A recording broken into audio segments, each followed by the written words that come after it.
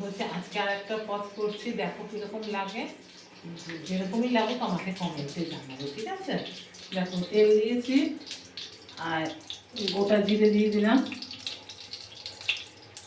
এটাও 5 মিনিটেরই রান্না। সিঙ্গি রান্না 5 মিনিটে করেছে, এটাও 5 মিনিটেরই রান্না। এবার আলুগুলো কেটে আমি ধুয়ে রেখেছি, এই আলুগুলো দিয়ে দিলাম।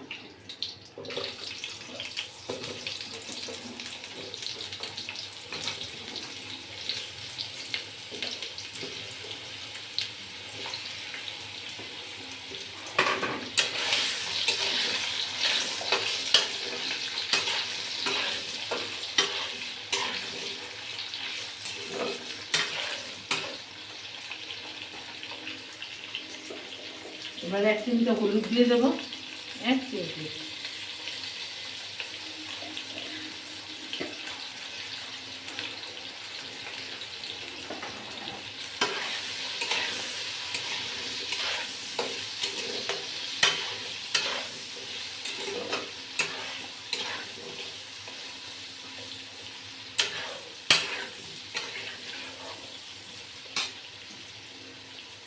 তারপরে স্বাদ মতো নুন দিয়ে দেবো একটু।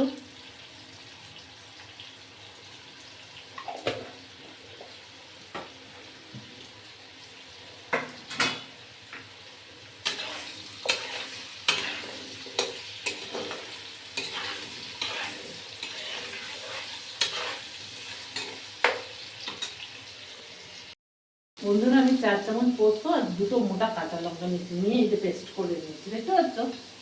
পুরো পেস্ট করে নিয়েছি।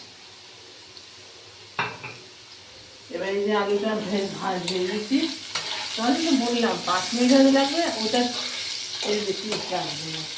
দিয়েছি এই পোস্ত বাটাটা দিয়ে দিলাম, পোস্ত আর কাঁচা লঙ্কা বাটাটা।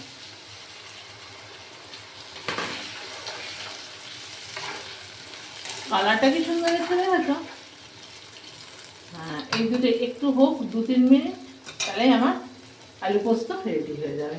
শর্টকাটে তাড়াতাড়ি অফিস যাওয়ার সময়ও বা কোনো কাজেও তাড়াতাড়ি হয়ে যায়। দাঁড়াও আমি 2 মিনিট পরে দেখিয়ে দিচ্ছি। হয়ে গেছে, আমি তো বললাম 2 মিনিটের মধ্যে হয়ে যাবে।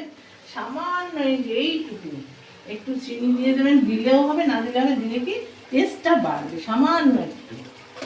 ঠিক আছে, আমার হয়ে গেছে তরকারিটা। দেখুন কি সুন্দর হয়েছে কালারটাও।